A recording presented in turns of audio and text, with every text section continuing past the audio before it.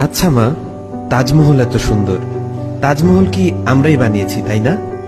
না তো, যিনি বানিয়েছিলেন উনার নাম সম্রাট শাহজাহান, উনি মুসলিম ছিলেন। ও আচ্ছা, তাহলে কুতুব মিনার নিশ্চয়ই আমরা বানিয়েছি। না না, উনিও মুসলিম ছিলেন, উনার নাম কুতুবউদ্দিন আইবেক। তাহলে লাল কেল্লা নিশ্চয়ই আমরা বানিয়েছি। না, ওটাও মুসলিম শাসকরা বানিয়েছিলেন। তাহলে পুরাতন কেল্লা আমরা বানিয়েছি। না, পুরাতন কেল্লাও মুসলিমরা বানিয়েছে। তাহলে চারমিনার নিশ্চয়ই আমরা বানিয়েছি। না, চারমিনারও মুসলিম শাসকরা বানিয়েছে। মা, আমি শুনেছি ভারতের সবচেয়ে বড় ও পুরাতন রোড গ্র্যান্ড ট্রাঙ্ক প্রায় 3000 কিলোমিটার পর্যন্ত বিস্তৃত, সেটা তো আমরা বানিয়েছি। না না, গ্র্যান্ড ট্রাঙ্ক রোড আমরা বানাইনি। গ্র্যান্ড ট্রাঙ্ক রোড এক মুসলিম শাসক বানিয়েছেন, উনার নাম শেরশাহ।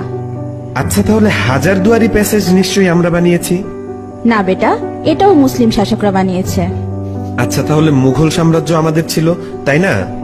না, মুঘল সাম্রাজ্য মুসলিমদের সাম্রাজ্য ছিল। আচ্ছা, জয় হিন্দ এই শব্দটা কি আমরা প্রথম তৈরি করেছিলাম? না, এটাও একজন মুসলিম প্রথম বলেছিল।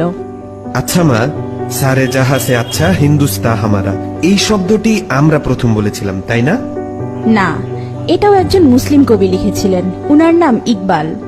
তাহলে প্রথম স্যাটেলাইট লঞ্চ নিশ্চয়ই আমরাই করেছিলাম। জি না, ভারত অনেকবার স্যাটেলাইট লঞ্চ করেছিল, কিন্তু প্রতিবারই ফেল হয়েছে। এরপর এপিজে আবুল কালাম আজাদ প্রথমবার সাকসেসফুল ভাবে স্যাটেলাইট লঞ্চ করেছিলেন। উনি না থাকলে আজ ভারত স্যাটেলাইট লঞ্চ করতে পারত না। তাহলে পারমাণবিক অস্ত্র নিশ্চয়ই আমরা বানিয়েছি।